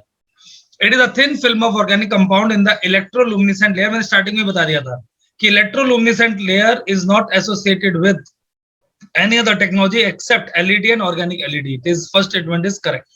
Organic compounds are designed in between two layer of cathode and anode, 100% yes. Organic compound is in a transparent cathode, ऐसा कुछ नहीं होता। कोई भी organic compound cathode और anode तो electromagnetic उसके लिए होता है, electrochemical reaction के लिए, तो C is the answer. Simple LED is organic plastic module, yes. Plastic module के अंदर LED को डाला जाता है ताकि वो लाइट को फेंके, तो आंसर इज सी। और ऑर्गेनिक एलईडी की लाइट डिम होती है in comparison to LED. LED की लाइट ज्यादा ब्राइट होगी और ऑर्गेनिक एलईडी की लाइट डिम होगी, इसको आप याद रखेंगे। Now question number 45, which of the following statement is correct about lithium ion battery? Lithium ion battery में कोबाल्ट डलता है, निकल डलता है, लिथियम डलता है। वर्ल्ड का largest lithium production Australia, second largest China है, और वर्ल्ड का लार्जेस्ट लिथियम आयन बैटरीज आपकी क्या बोलते हैं, चाइना है। लिथियम आयन बैटरी की 3 क्वालिटी होती हैं कि they are dry batteries, they are very small in size, they are quickly recharge, बहुत जल्दी रिचार्ज हो जाती हैं, they are providing abundance of electricity तुरंत। That is a quality of lithium ion batteries. तो these batteries are rechargeable batteries for strong high capacity power, 100% yes. Strong high capacity power के लिए होते हैं। These batteries are using anode and cathode and electrolyte medium, 100% yes. These batteries convert chemical energy to electric energy. पहली बात तो इसमें कोई acid नहीं होती है, तो they are not converting chemical energy into electrical energy. This और high voltage, तो ये आपके गलत हो गया। It is related to simple, that is the acidic battery जिसके अंदर lead होता था। तो answer 1 and 2, B is the answer. तो B is a very very important answer of the question number 45. Question number 46 now. Consider the following statement. All solar photovoltaic cell are manufactured through silica. Absolutely wrong. सारे silica से नहीं बनते हैं. They are also crafted from different type of materials. Even carbon and the graphene, इन सब से भी बनते हैं आपके। तो पहला स्टेटमेंट तो हमारा हो गया गलत। First statement is wrong. All आते साथ ही गलत हो गया। सारे फोटोवोल्टिक सेल सिलिकॉन से नहीं बनते। Solar photovoltaic cell is a non-mechanical device, 100% correct, converting both sunlight and artificial light into electricity. Yes, sunlight को भी electricity में convert करेंगे और अगर आप कोई artificial light डाल रहे हैं उसको भी electricity में convert कर देंगे, 100% yes. Now question number 47 is about the reverse osmosis. अब ये भी बच्चों वाला क्वेश्चन है। अगर आप ये गलत कर रहे हो ना तो बहुत डरने वाली बात है। देखो, नॉर्मल ऑस्मोसिस में क्या होता है, fresh water is moving towards salt water because of density difference, yes और नो? रिवर्स ऑस्मोसिस में उल्टा होता है, salt water is moving towards fresh water with the help of semi permeable membrane. मैं फिर से बोल रहा हूँ, सेमी परमेबल मेम्ब्रेन। इसलिए जब आप घर में आरओ लगवाते हैं तो आपकी 1-1.5 साल में मेम्ब्रेन क्या हो जाती है, खराब, फिर पानी फिल्टर नहीं होता। लेकिन इस मेम्ब्रेन में से सॉल्ट भी निकल जाते हैं, एसेंशियल मिनरल्स भी निकल जाते हैं, सारे माइक्रोब्स भी निकल जाते हैं और डिफरेंट टाइप ऑफ पैथोजेंस भी निकल जाते हैं। और आखिर में जो पानी बचता है it is without any type of mineral. इसलिए आजकल जो नए मिनरल आ रहे हैं, फिल्टर्स आ रहे हैं, उसमें आरओ वाटर में आपको कॉपर, आयरन, मैग्नीज मिला के देते हैं, तो इसे बोलते हैं रिच इन एसेंशियल मिनरल्स। तो in reverse osmosis technology the salt water is moving toward the fresh water via semi permeable membrane. Absolutely correct. Reverse osmosis restrict 90 to 95 dissolved salt, yes. Bacteria, yes. Pyrogens, yes. Except essential mineral, no. Essential mineral भी निकल जाते हैं। 1 is the only answer. A is the answer. 47 answer is correct पूछा गया ना, only 1 is correct. B is incorrect. तो 47 answer हो जाएगा A. तो 47 का आंसर भी करेक्ट कर लो आंसर शीट में, it is A not B. तो 47 आंसर इज A. तो question number 47 answer is A. Now flue gas technology आपने सुना होगा रिसेंटली। फ्लू गैस टेक्नोलॉजी हम लोग थर्मल पावर प्लांट और भारत स्टेज 6 में भी कोशिश कर रहे हैं कि हम इसको यूज करें, फ्लू गैस टेक्नोलॉजी। तो now the question is about flue gas technology. तो अब हम बात कर रहे हैं अनदर इंपॉर्टेंट क्वेश्चन की, फ्लू गैस टेक्नोलॉजी। देखो, फ्यूल गैस टेक्नोलॉजी आपने मैंने पढ़ी होगी सल्फर के लिए, but flue gas technology is also use for nitrogen oxide, nitrogen के लिए भी यूज की जाती है। तो इसमें पूछा गया है कि फ्लू गैस टेक्नोलॉजी हम भारत में किसके चीज के लिए यूज करते हैं? Sulphur dioxide yes, nitrogen oxide yes, carbon dioxide never, lead and mercury never. तो बहुत से लोगों ने जो है सल्फर डाइऑक्साइड मारा होगा, कार्बन डाइऑक्साइड मारा होगा, 1 और 3 मारा होगा, लेकिन इसका आंसर है 1 और 2, sulphur and nitrogen dioxide. Clear? हाँ, तो question number 48 answer is a. Now, which of the following statement is or are correct about on-board diagnostic system? Now we are in the FAME सबको पता होगा, हम FAME वाली policy को अपना रहे हैं, yes or no? Faster adoption and manufacturing of electric vehicle. All the new cars, hybrid cars, electric cars are having on-board diagnostics. On-board diagnostic का मतलब होता है आपकी कार के अंदर, in your car there are more than 50-60 sensors, and these sensors are doing all type of vigilance regarding back movement, forward movement, 360-degree movement, leakages of the petrol, charging of the batteries, and so many things. जब कभी भी आपकी गाड़ी खराब होती है, the mechanic is just getting the access of onboard diagnostics, and through that onboard diagnostic, they are taking the summary of the performance of your car and where is a problem. And through onboard diagnostic, within seconds, we can detect where is a problem in the car. So onboard diagnostic is a system which is working through sensors, and they are providing the utmost performance of the car, even help the mechanics to solve the problem. इसी के basis पर हम solve करेंगे। देखो, जिसको पता है उसके लिए क्वेश्चन बहुत आसान हो जाएगा, इसलिए मैं आपको इस पेपर के थ्रू को सिखाना चाहता था। This is the last part of the science and tech, एक तरीके से, ताकि मैं आपको सिखा सकूं और आप समझ सकें। तो it tracks and regulate the whole vehicle performance and gives the indication of the problem. 100% yes. Onboard diagnostic system are mandatory in the Bharat 6 vehicle, not 4। तो भारत 6 व्हीकल में ये कंपलसरी बना दिया गया है। Answer is only 1, A is the answer. दोनों सही हो जाते हैं अगर भारत 6 होता। तो ये आपको सिखाने के लिए था कि भारत 6 व्हीकल में इसको मैंडेटरी बना दिया गया है। तो Bharat 6 vehicle it is mandatory. Now question number 50 which is again one of the very very easy question to solve. LT and voltage, पहले एलटी आया था, long term, that is a long term. LT की full form क्या है? Evolution, long term evolution. और voltage उसका upgradation part है। LTE में सिर्फ डाटा होता है with the speed of 100 Mbps के हिसाब से ट्रांसफर। तो जो आपके बीच में कुछ एप्लीकेशन थी जो mobile to mobile data transfer करती थी, वो एलटी ही हुआ करती थी। उसका कुछ नाम था, फाइल पिकअप कुछ तो नाम था, मैंने यूज नहीं करी लेकिन सुना था बीच में, जिसमें आप लोग बड़ी बड़ी मीडिया फाइल वगैरह भी एक दूसरे से कर देते थे। मतलब डाटा होता है इसमें खाली। और वोल्टेज के अंदर डाटा प्लस वॉइस कॉल, और दोनों ही लॉन्ग टर्म के साथ काम करते हैं। Long term, no short term. Short term तो आरएफआईडी होता है, याद समझ पा रहे हो? नियर फील्ड कम्युनिकेशन, जिसमें इलेक्ट्रोमैग्नेटिक यूज होता है। तो LTE and VoLTE both are the long term communication system for mobile telephoning, yes. LTE and VoLTE both are utilizing for high quality voice calling, no. LTE is only for data and VoLTE is for voice calling. Very easy question, जिसने हल्का सा भी दिमाग से पढ़ा होगा उसका ठीक हो जाएगा। Answer is only 1, A is the answer. अब पूछा गया विच of the flowing technology is और आर एसोसिएटेड विद टेलीकम्युनिकेशन। तो टेलीकम्युनिकेशन से रिलेटेड कौन कौन सी टेक्नोलॉजीज हैं? तो पहला है जीपीएस। भाई जीपीएस का कोई दूर दूर तक लेना देना नहीं है टेलीकम्युनिकेशन से। It is a global positioning system. ये एक smartphone over the top service के तहत तो यूज हो सकता है, but it is not related with telecommunication. तो it is not related with any type of technology related to telecommunication. तो इसका टेलीकम्युनिकेशन से कोई भी लेना देना आपस में नहीं है। Then GPRS, yes, GPRS CDM में 2 होता है। एलटी तो डाटा के लिए होती है और सीडीएम में technology 2 and 4 is the answer, B is the answer. अगर ये गलत हुआ है तो आपको दुख होना चाहिए कि गलत क्यों हो गया। ये तो क्वेश्चन बिल्कुल भी गलत होना चाहिए ही नहीं था। समझ में आई बात? टेलीकम्युनिकेशन मतलब टेलीकम्युनिकेशन, नॉन टेलीकम्युनिकेशन मतलब non telecommunication.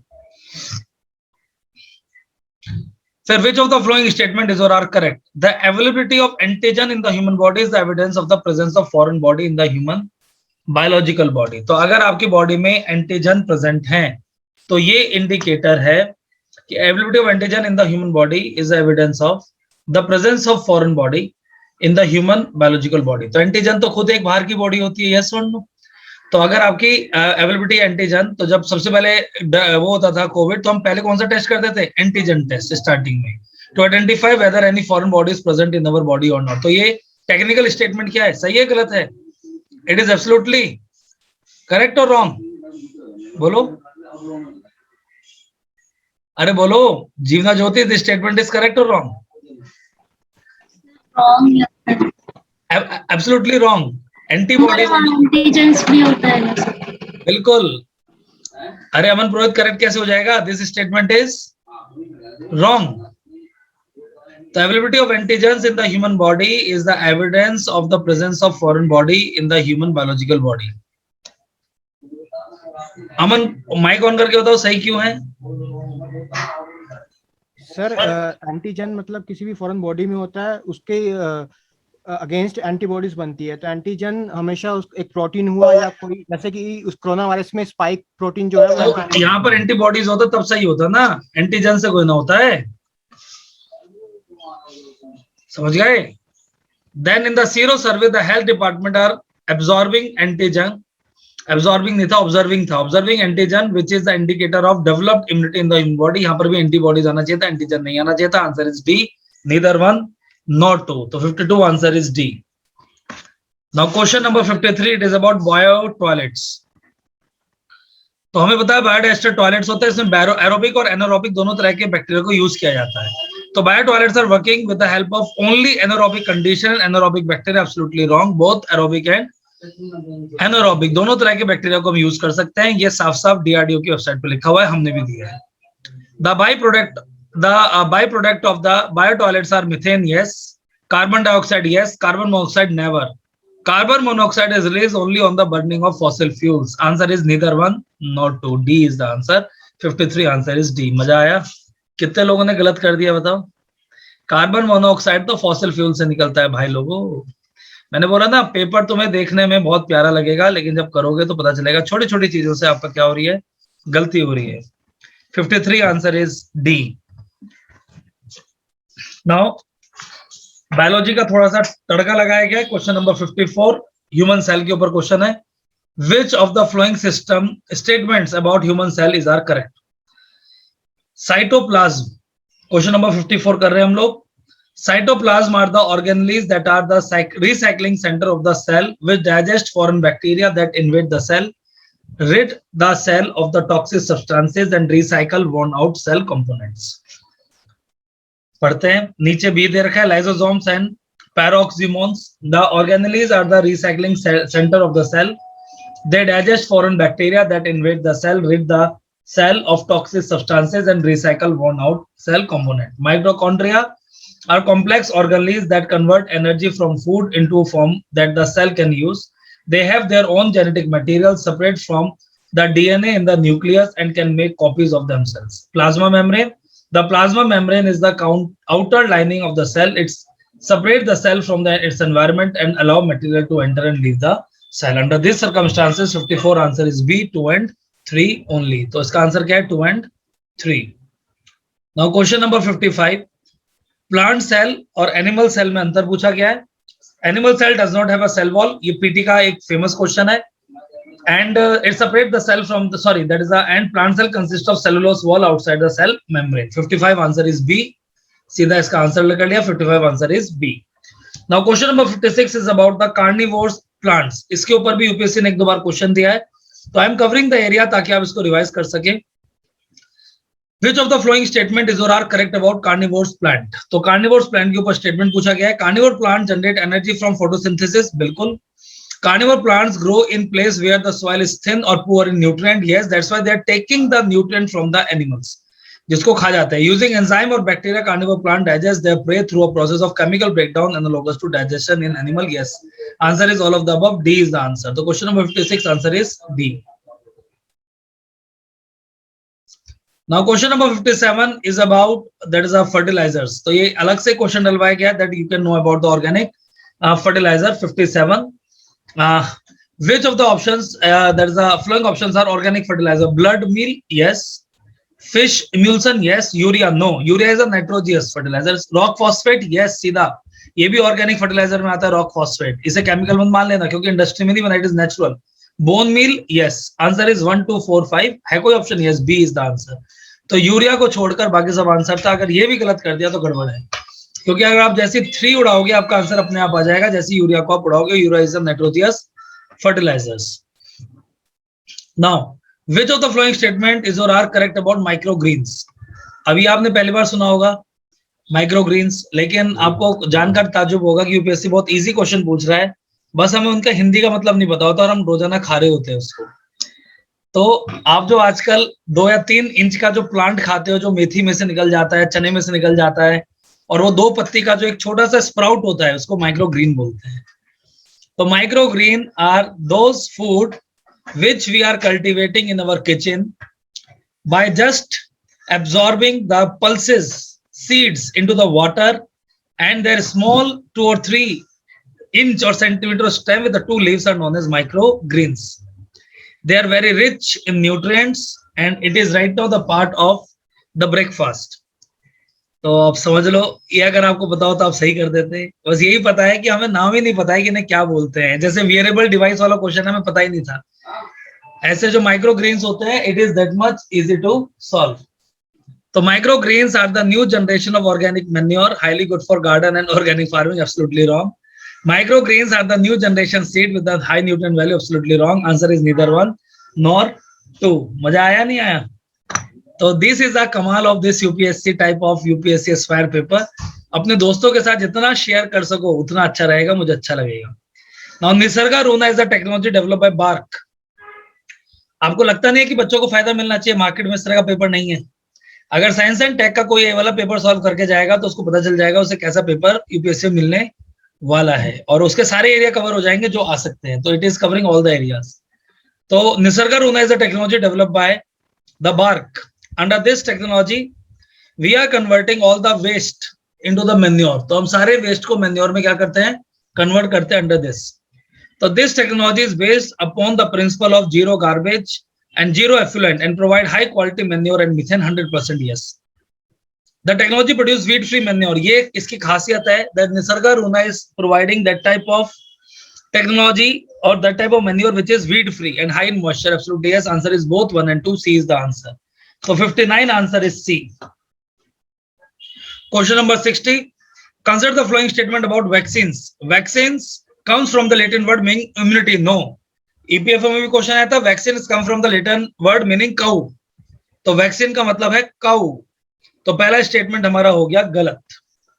mRNA vaccine is highly helpful in creation of auto immunity in the infected body. पहली बात तो याद रखो, ऑटो इम्यूनिटी मतलब होता है कि बॉडी अपने ही इम्यूनिटी के खिलाफ कुछ ऐसे केमिकल कंपाउंड बनाती है जिससे हमारी बॉडी की इम्यूनिटी जीरो हो जाती है। तो ये auto immunity is a disease, auto immunity is not a condition of immunity. ये भी गलत हो गया। Vaccines are having live and dead antigens which are generating antibodies. 100% yes, answer is only 3. C is the answer. So question number 60 answer is C, one of the easiest question to solve. Now which one of the following disease are categorized as a rare disease? Rare disease का question है, सीधा answer C 1 2 4 5। 1 2 4 5 Pompe disease, there's a Hirschsprung disease, ये आ सकता है, cystic fibrosis, hemophilia। माइक्रोम्यूकोसिस भी कुछ दिनों पहले तक आपका रेयर डिजीज था जिसको हटा दिया गया है। तो Emphysematous disease is a disease disorder condition syndrome named after a person, usually the physician or the healthcare professional who first identify the disease। तो ये टर्मिनोलॉजी है, तो डिजीज कोई है ही नहीं, तो इसलिए आपको याद रखना है there's a एपनोमस डिजीज का मतलब होता है वो कोई भी डिजीज जो कोई भी डॉक्टर आइडेंटिफाई करके काम करता है, that is known as this particular part। Then Niti Aayog came out with National Mission for Artificial Intelligence। Which of the following areas are associated with it? तो नीति आयोग ने 5 एरिया आइडेंटिफाई किए हैं, बोलो education, health, agriculture, smart cities and smart transportation. Industry नहीं है, employment नहीं है। Answer is 1 3 and 5। अपने आप आंसर निकल जाएगा आपका 1 3 and 5। M I correct? मजा आ रहा है नहीं आ रहा है? ये क्वेश्चन गलत मतलब निपै पे कुल्हाड़ी मारना। Now augmented reality and virtual reality, तो ये मैंने बहुत अच्छे से आपको पढ़ा रखा है, what is augmented reality and what is virtual reality। augmented reality industry के लिए होती है जिसमें आउटसाइड एनवायरनमेंट शांत नहीं होता है। वर्चुअल रियलिटी में आपकी आंखों के ऊपर एक आर्टिफिशियल एनवायरनमेंट क्रिएट किया जाता है। तो augmented reality are more useful for industrial research and development than virtual reality। 100% yes। तो first statement is correct. augmented reality is a type of additive technology। absolutely wrong। additive technology is a 3D printer। तो additive is different, virtual reality is different। virtual reality में कोई भी model बन के नहीं आता, it is just a 3D dimension of the machine। To enhance the industrial productivity, absolutely wrong. Augmented reality use various sensor. Augmented reality में कोई भी sensor use नहीं होता. Maybe some machine learning, but no sensors. So answer is only one. A is the answer. और again अगर इस question में गलत कर रहे हो, then again you need some technological or some conceptual clarity. Now, which of the following statement about pluripotent stem cell is or are correct? तो pluripotent stem cell हम पढ़ते हैं regarding the generation of organ. ये हमारे एम्ब्रॉय जमाइकल cord करते हैं उसमें बहुत ज्यादा होते हैं. तो embryotic stem cells to be used in the repair of a disease eye ball. तो आई बॉल जो होती है उसको सही करने के लिए आपका काम आता है. 100% yes. Then statement number 2, inductive pluripotent stem cell or pluripotent stem cell derived from the inner cell of the mass of pre-implantation embryos, whereas embryonic stem cell can be generated by somatic cell reprogramming. मैंने explanation दिया, उल्टा कर दो, ये गलत है. A pluripotent cell has the ability to become a blood of the human body. 100% yes. Answer is 1 and 3. Very important question. और अगर नहीं आता है तो इसके बारे में पढ़ो. Then which of the following option is or are the part of biosensors? So the biosensors में भी आपको बताया था variety of substance may be used as a bioelement in a biosensor like nucleic acid, proteins, plant protein, lectins and so on. तो पूछा गया which of the following option is or are the part of biosensors? Question number 65. Answer is C. 1, 2, 3, 4. All transducers, enzymes, antibodies, plant proteins or lectins. Now which of the following statement is or are correct? Antibody tests are usually used to diagnose COVID-19 infection. ठीक है. Nucleic acid based tests such as PCR detect the presence of genetic material, whereas antigen tests detects proteins such as those found on the surface of virus. ठीक है, देख लेते हैं. फिर ये तो बिल्कुल ठीक है. Second statement. Then vaccine contain antigen which stimulate the B lymphocytes of the immune system. Yes. Answer is 2 and 3. इसको आप पढ़ सकते हो, हमने स्टेटमेंट दिया है. Statement 1 is wrong. Antibody test are not usually used to diagnose current infection as it takes the body some time to produce antibodies. So current infection तो पता ही नहीं चलेगा. इन्फेक्शन हो चुका है उसके बाद पता चलेगा how much is the antibody load. Now which of the following statement about mucormycosis is or are correct? Mucormycosis के ऊपर क्वेश्चन है जो डायबिटीज पेशेंट और जिनको इंसुलिन ज्यादा चढ़ा दी जाती है उसके लिए होता है. तो it only affect people who are on the medication for health problems that reduce their ability to fight environmental pathogen. ऐसा नहीं है. Mucormycosis is a real disease. पहले था, अब नहीं है. The treatment include infusion of normal saline before infusion of that's the amortizing B and antifungal therapy. 100% yes. Answer is 3 only. ये हमने जब कोविड के लिए काम किया था तब बहुत ज्यादा पढ़ाया था. Now consider the following statement about heavy water deuterium. Heavy water normal water ही होता है, जिसका mass double होता है. Heavy water is a universal coolant. Yes. In India it is moderator, but throughout the world heavy water is considered as a coolant, a secondary coolant in the nuclear power plant, both light water and heavy water. Heavy water में mainly. Then heavy water is pressurized heavy water nuclear power plant contains radioactive particle. Yes, क्योंकि heavy water को coolant की तरह pass करते हैं तो उसमें भी radioactive material आ जाते हैं. Heavy water containing more hydrogen atom than normal water. Absolutely no. Same H2O होता है, बस mass double हो जाता है. Answer is 1 and 2. B is the answer. Very very easy question to solve. Now consider the following question. So question number 68 answer is B. So question number 69, consider the following statement about communication satellites. India's communication satellites are the largest constellation in the whole of Asia. No, China का सबसे बड़ा constellation है. हमारा remote sensing satellite का सबसे बड़ा constellation है in the Indian Ocean. So India is having largest constellation of communication and remote sensing satellite both in Indian Ocean. लेकिन ये वर्ड एशिया है, तो पूरे एशिया में सबसे बड़ा constellation communication satellite का चाइना और रशिया का है, नॉट इंडिया. याद रखोगे. लेकिन अगर इंडो ओशन आ जाता है, इंडो पैसिफिक भी आ जाता है, उसमें भी किसका रहेगा? इंडिया का रहेगा. India IRNSS comprising of communication satellite coverage of 5000 kilometre. No, 1500 kilometre. ये याद रख लो. 5000 किलोमीटर नहीं है, कितना है? 1500, particularly 800 kilometer. Communication satellite are important for military communication associated warfare. 100% yes. GSAT-7 and G30. GSAT-30. Answer is only 3. C is the answer. Very easy to solve. Now question number that is a 70. Question number 70. Consider the following statement. The digestion of the food starts from human mouth. 100% yes. Saliva से ही आपका digestion start हो जाता है, इसलिए बोलते हैं सबसे ज्यादा मुंह में चबाना चाहिए. और ये क्वेश्चन कभी भी आ सकता है यूपीएससी में भी. Human liver is also the part of digestive process. Yes. तभी जब liver खराब हो जाता है, jaundice, bile वगैरह ज्यादा निकलने लग जाता है. तो answer is both 1 and 2. One of the easiest question to solve. Which of the following are the use of graphene? Now graphene के ऊपर क्वेश्चन आ गया, which is a carbon compound, highly important for the examination. All are 6, all of the above है. D is the answer. Anti-corrosion coating and paints, yes. Efficient and precise sensor, sensor की तरह use होता है in the pipeline network. Faster and efficient electronic, yes. Flexible display, yes. Faster DNA sequencing, yes. तो DNA sequencing में भी graphene use होता है. और उससे पहले हमने डीएनए सीक्वेंसिंग में किसका नाम बताया था, जो मैंने बताया था क्रिस्पर से, वो इंडजीन CSIR यूज कर रहा है, बताओ अभी बोलिए। Nano technology. नैनो टेक्नोलॉजी, तो nano technology and graphene both are important for DNA sequencing and drug delivery, yes answer is D. Then which of the following statement is about genetic mutation is or are correct? तो आजकल genetic mutation की हम बात करते हैं, GM crop से भी genetic mutation हो रही है, तो उसी के ऊपर क्वेश्चन है। Genetic mutation are a continuous process and occur throughout the life, yes पूरे जिंदगी होता रहता है। इसी का blood cancer is also the part of genetic mutation. Genetic mutation can be caused by virus, yes. Exposure to radiation, yes.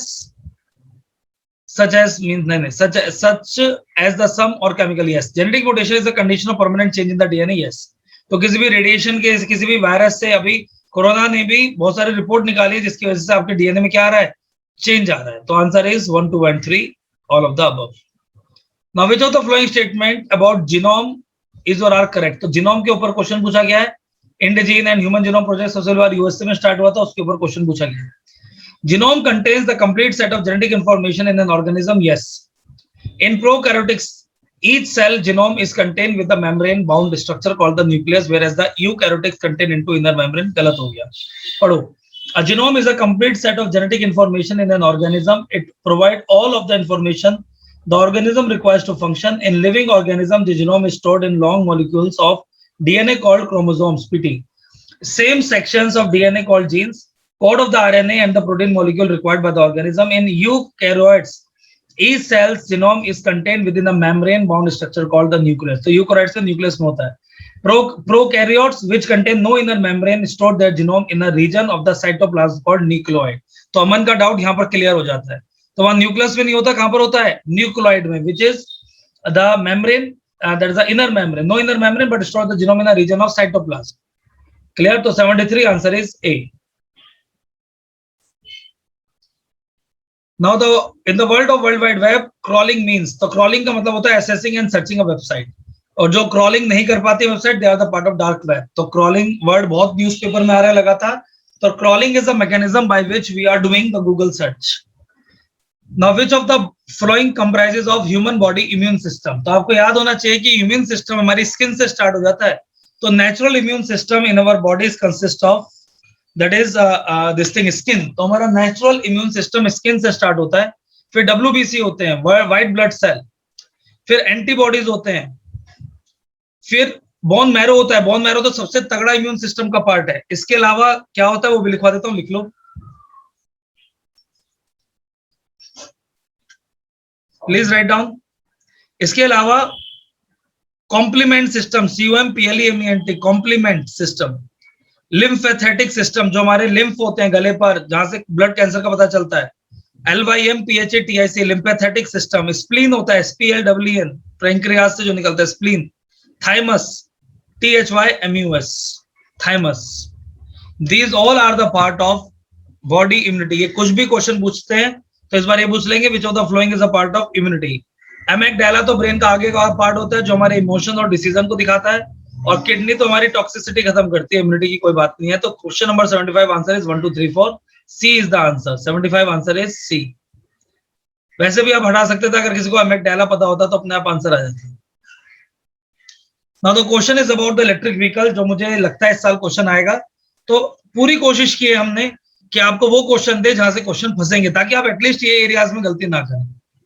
Now which of the following statement about new technology, that is the vehicles, is और are correct? Question number 76. Battery electric vehicles have an electromechanical storage system. बिल्कुल सही है। Electrochemical fuel cell as only onboard energy storage system, whereas hybrid car are equipped with combustion engine that run on gas and other fuels. Correct. Conventional hybrid cars have a battery that cannot be charged from the grid, while the plug-in electric vehicle or PHEV have a battery that can be charged from the grid. Yes, जो लगाए जाते हैं grid system. And a conventional gas engine with a fuel tank, ये भी होता है ताकि अगर खत्म हो जाए बैटरी तो काम चल सके। तो answer is both 1 and 2, C is the answer. Then question number 27, HIV AIDS से ऊपर क्वेश्चन है, क्या मेल सीमन से होता है? यस, पढ़ाया था उस दिन। वजाइनल फ्लूइड से होता है? यस। इन्फेक्टेड ब्लड से होता है? यस। ब्रेस्ट मिल्क से होता है? यस। ह्यूमन सलाइवा से होता है? नहीं। तो आंसर इज 1 2 3 4। तो 1 2 3 4 is the answer. C is the answer. Now, which of the following is not a viral disease? Typhoid is a bacterial disease. E. coli bacteria. HIV is a viral. Chickenpox is a viral. Foot and mouth disease of animal is also the viral. Answer is A. PT examination. Very easy question. Consider the following statement. Question number 79. The spreading of hepatitis B and C is similar to HIV/AIDS because yes, they are also the viral disease, not by water. So first statement is correct. Except hepatitis D, the vaccine for other hepatitis are available in the market. Yes, क्योंकि hepatitis C में B वाली vaccine लगा देते हैं और ई में भी B वाली वैक्सीन लगा देते हैं, तो हेपेटाइटिस डी अकेला ऐसा बचा जिसकी कोई भी वैक्सीन नहीं है। Answer is both 1 and 2। 79 answer is C.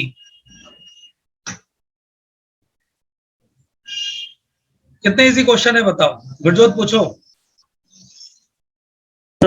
We have studied that when the two ladies were given when the Nobel Prize over hepatitis C virus discovery, but they have said that there is no vaccine for hepatitis C. यार बिल्कुल hepatitis C की कोई vaccine नहीं है, लेकिन B की vaccine को लगा दिया जाता है।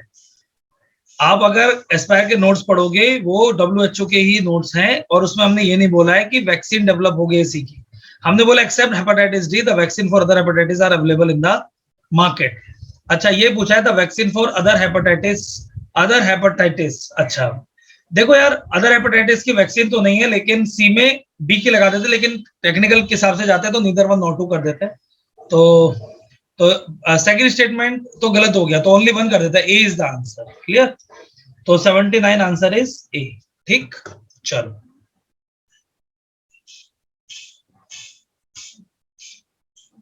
Now, which of the following disease vaccines are available in the market? किन diseases के लिए वैक्सीन अवेलेबल है? Japanese encephalitis, yes. Genvac, it is a part of Mission Indradhanush. HIV/AIDS कोई वैक्सीन अवेलेबल नहीं है। HIV/AIDS के लिए diarrhoea, yes. Rotavac.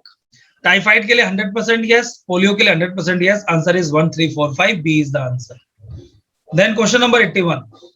Which of the following statement with respect to TB National Strategic Plan 2020-2025 is correct? Universalization of the use of bedaquiline delamanide, yes, to fight the MDR TB, not XDR. XDR to extreme drug resistant होती है, गलत हो गया। First statement is wrong because of XDR, it is MDR. Elimination of TB by 2025, yes. अभी तक का तो target 2025 का, वर्ल्ड का 2030 का है। Focus upon nutrition through राष्ट्रीय पोषण अभियान by providing 500 through Nikshay portal, 100% yes. इसी को निक्षय पोषण अभियान बोलते हैं। 2 and 3 is the answer. B is the answer. तो question number 81 answer is B.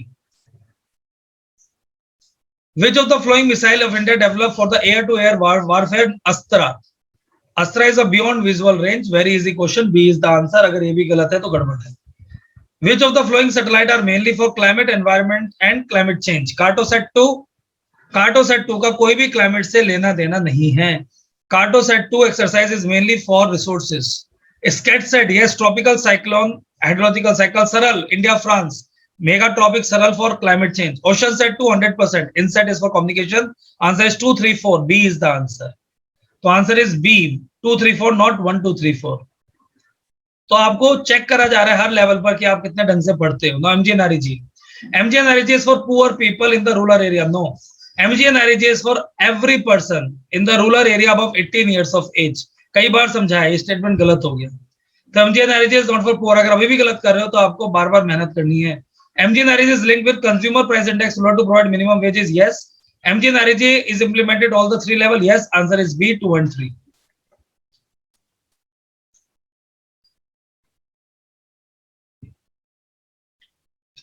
Which of the following is or are associated with cleaning the water for drinking purpose? तो इनमें से कौन सा इंपॉर्टेंट है regarding the cleaning of the water for drinking purpose? ये मैंने आपको पढ़ाया था। Sand filters, yes. सैंड की मल्टीपल लेयर, आप ऐसे पानी डालेंगे नीचे साफ पानी आएगा। Chlorination, yes. Solar energy 100% yes. 16 घंटे तक अगर आप सूरज में पानी रख देते हो या 8 घंटे भी, तो अपने आप सूरज की रोशनी से जर्म्स मर जाते हैं। Geo textile, yes. 3 layer of geo textile के बाद आप बिल्कुल अच्छा फिल्टरेशन कर सकते हो। यूवी रेडिएशन, अब यूवी फिल्टर्स आ रहे हैं, yes answer is D all of the above. 85 answer is D all of the above. Very easy question to solve. बच्चों वाले क्वेश्चन है यार, सॉल्व होने चाहिए. Consider the following statement. All remote sensing satellites are located only in the low Earth orbit. Absolutely wrong. Recently, we launched GISAT, Geo Imaging Satellite, which we launched in the geostationary orbit of 36,000 km. गलत हो गया. Remote sensing satellite orbit pole to pole, therefore cover the whole Earth in 24 hours. Absolutely yes. First statement is wrong. Second statement is correct. Answer देखते हैं क्या दे रखा है. Yes, तो answer is 2 only. B is the answer. Question number 87. In recent years, blockchain technology is in news. In what areas do we use the blockchain technology? Patient data management, never. क्योंकि patient data management में अगर हमने blockchain technology use कर दिया तो हर patient की information reveal हो जाएगी. Issuing of bitcoins, yes. Sandbox technology, yes. ये fintech के लिए होती है. Farmer technology is NFP 100% yes. Releasing of the fund by the government, yes. Answer is 2, 3, 4, 5. B is the answer. 87 answer is B. One of the easiest question to solve by thinking. Gurjot कुछ पूछना तो पूछिए.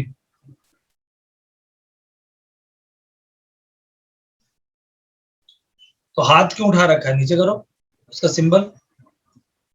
Now which of the following is or are correct about जल जीवन mission? जल जीवन mission के question पूछा गया है. जल जीवन mission is implemented only in 7 states. No, it is a whole country. It is अटल भूजल योजना जो 7 स्टेट में इंप्लीमेंट की जा रही है. From Karnataka, Maharashtra to Uttar Pradesh, Madhya Pradesh. It provide the safe drinking water to 55 liters per person per day only in the rural areas. Absolutely correct. Answer is only 2. B is the answer. Very easy question to solve. जिसने पढ़ा है उसके लिए easy है, जिसने नहीं पढ़ा उसके लिए हार्ड है. Consider the following statement about Deendayal Upadhyaya Grameen Kaushal योजना. दीनदयाल उपाध्याय ग्रामीण कौशल योजना आपने पढ़ा था. स्किल देता है, बायोमेट्रिक आइडेंटिफिकेशन होता है, 15 to 35 years of age group है, 6,000 रुपए स्टाइपेंड मिलेगा. पढ़ते इसमें क्या दिया हुआ है. Ministry of rural development is the nodal ministry for the implementation of Deendayal Upadhyaya Grameen Kaushal योजना. 80% yes. Deendayal Upadhyaya Grameen Kaushal Yojana focused on the rural youth from the age of 18 to 35. No, 15 to 35. गलत हो गया. Deendayal Upadhyaya is a part of national rural livelihood mission. Yes, answer is 1 and 3. One of the easiest question to solve. Very easy question to solve. Now question number 90. Consider the following statement about the use of incinerators. Incinerator वो होते हैं जिसमें municipal solid waste को जला के बिजली पैदा की जाती है. Incinerator can reduce the waste volume by 90%, 100% yes. Waste has been burned at the rate of 850 degrees centigrade and above mainly to prevent formation of dioxin, carbon monoxide. 1000% yes. जितना ज्यादा टेम्परेचर पर आप किसी चीज को जलाएंगे उतना कम फ्यूम, डाइऑक्सिन और कार्बन मोनोऑक्साइड पैदा होगा. No other gas and scrubber are used like thermal power plant. No, इसके अंदर 4 तरह की चीजें यूज होती है. Wet scrubber and that is a dry scrubbers, then carbon liquidation technology, ताकि हम बाकी के कार्बन या पॉल्यूशन को हटा सके क्योंकि अर्बन एरिया में है. Answer is 1 and 2. A is the answer. Question number 90 answer is A. Now question number 91. Reusable launch vehicle के बारे में पूछा है. Reusable launch vehicle is utilizing scramjet engine with the speed of 8.5 Mach and above. 100% yes. Its fuel are mainly coming from the atmosphere in the form of oxygen. Yes. Reusable launch vehicle in the future can carry astronauts. Absolutely no. Only GSLV we are using because our model is a capsule model, not the aeroplane model. Answer is 1 and 2. Third statement is absolutely wrong. Now which of the following statement is or are correct about piezoelectricity? तो जब भी हम किसी चीज के ऊपर pressure डालते हैं और उस प्रेशर से जो इलेक्ट्रिसिटी बनती है उसे हम पीजो इलेक्ट्रिसिटी बोलते हैं. एक वर्ड याद रखना, मैकेनिकल स्ट्रेस. तो मैकेनिकल स्ट्रेस से जो हम इलेक्ट्रिसिटी प्रोड्यूस करेंगे that is known as piezo electricity. नए रेलवे कोचेस में और हाइब्रिड कार में पीजो इलेक्ट्रिसिटी का यूज हो रहा है, इसलिए दिया है. Piezo electricity is the ability to certain material to generate electric charge in response to applied chemical energy. No, यहाँ पर केमिकल एनर्जी नहीं है, यहाँ पर क्या है? Mechanical energy.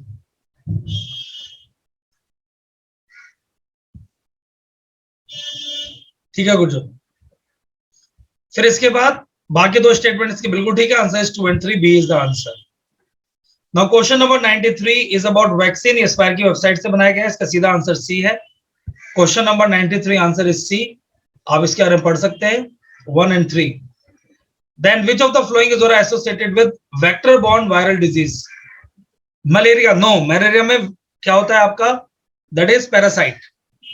Dengue virus yes, chikungunya yes, sleeping sickness में भी पैरासाइट होता है. West Nile fever yes. Answer is 2, 3 and 5. B is the answer. Very easy question. Then across, अभी आपने देखा होगा मिनिस्ट्री ऑफ साइंस across लेके आई for the B. B is the answer. Atmospheric climate research mainly to study cyclone storm and the heat waves at the time of climate change. Across, very important, current की booklet में है. Now, which of the following statement is or are correct? Majority of the world telescope are of radio technology. Absolutely wrong. Only 10% of the telescope are radio technology. इसके अलावा refractive technology आता है, spectral, optical, इस तरह के आते हैं. CHIME is an international radio telescope mission, yes, to study the radio blast. Is located in Canada, not CHILE. CHILE में 30-meter telescope है, हवाई में भी है. दोनों statement wrong हो गई. AstroSat is India's first telescopic observatory of India in the space. Absolutely yes. Answer is only 3C.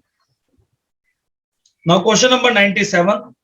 Question number 97 is about प्रधानमंत्री आवास योजना. फर्स्ट स्टेटमेंट गलत हो गया क्योंकि पंचायती राज मिनिस्ट्री नहीं है, मिनिस्ट्री ऑफ रूरल डेवलपमेंट है. The first statement is wrong. Answer is 2 and 3. Very easy question.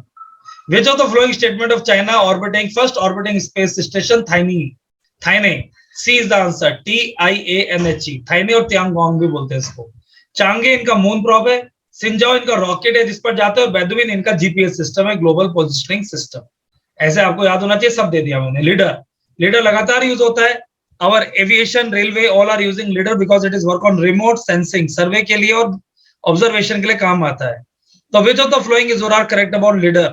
LIDAR is a light detection technique using remote sensing method for precise detection. 100% yes. LIDAR is a part of photonics. Never. इसमें sensors होते हैं, camera होता है. Photonics laser नहीं होता है. Answer is only one. A is the answer about LIDAR. Source is our current booklet of Science and Tech. Hayabusa is a mission for asteroid. Answer is B. तो आखिरी के question बहुत easy थे, factual थे, 3-4 question. तो this is all about your discussion, और मैं उम्मीद करता हूं कि आपको वाकई में मजा आया होगा.